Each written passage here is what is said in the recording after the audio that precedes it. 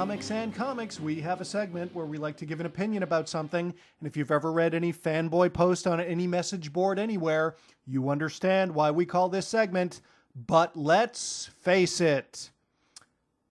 Leading up to the San Diego Comic-Con, there were a lot of rumblings about the direction it is going. Criticism has arisen that it's become too corporate, that it's about huge movie, video game, and toy releases more than comic books, that the promotion of things like Glee and Twilight suggests that the con is trying to attract non-authentic, unwelcome nerds, that the proliferation of booth babes is an insult, and that we won't and shouldn't buy any piece of crap just because it is being hawked by a hot girl in a sequin Captain America bikini. On the surface, these complaints are accurate. But let's face it, Comic-Con is still awesome, arguably as good as it's ever been. Walking onto the convention floor remains as awe-inspiring as the biosystem in the Genesis Cave in Star Trek II: The Wrath of Khan. Yes, the con is far more corporate than it was when it was mainly about back issues.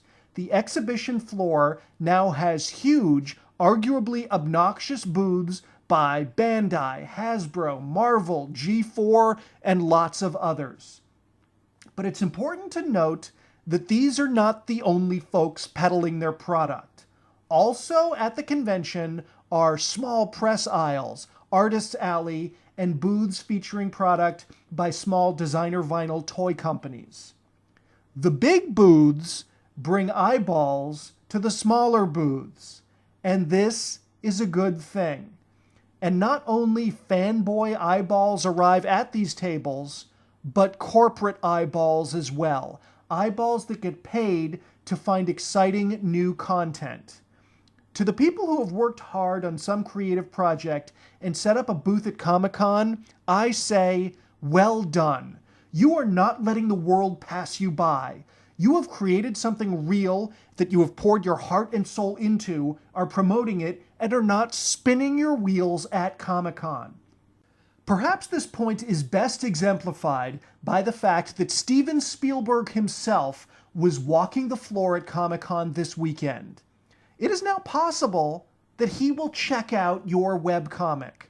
But even if he doesn't, you can bet your ass that I will, along with many, many other people who passed by your table, especially when floppy comics are $3 each.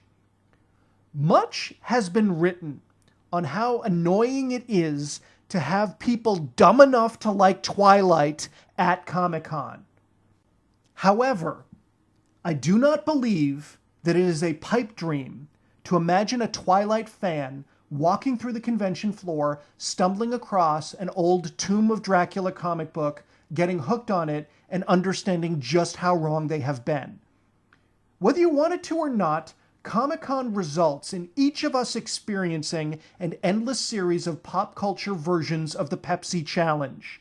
It turns our minds into aesthetic evaluation gymnasiums, and consequently improves our taste. We all make mistakes in our youth. Heck, at one point in time, I even liked ROM. Then, at a convention, I learned a few things about Go Nagai. Let's talk about the booth babes. First off, let's call it like it is. Hot babes are paid to show up at Comic-Con and not wear much. This is true, but not enough attention has been paid to the side effect that this has caused.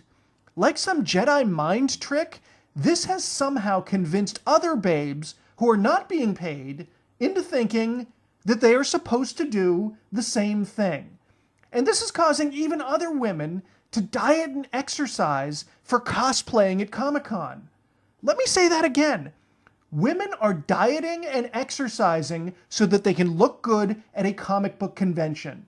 This year, there were more hot slave Leias at Comic-Con than there are stormtroopers on the Death Star. What glorious times we live in. I love Artists' Alley at Comic-Con.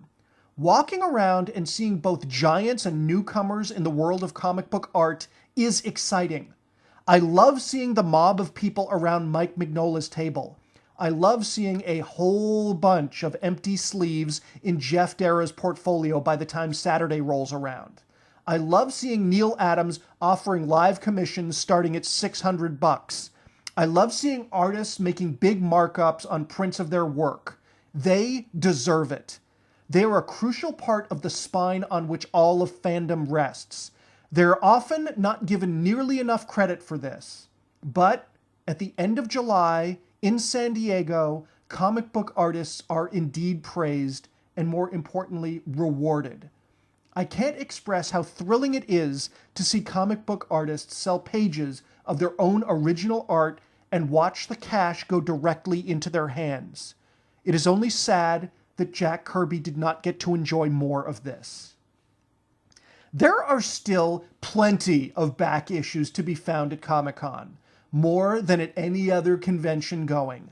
And standing in front of Detective Comics 27 is still as thrilling as it was 20 years ago.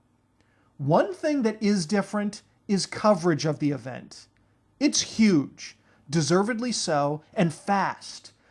Tweets, podcasts, and blog reporting make it so that you can understand much, much more about what's going on at Comic-Con online than when you're in the eye of the storm. Heck, I didn't even realize that Rhys Ifans punched a security guard until fact-checking this monologue. What a douche.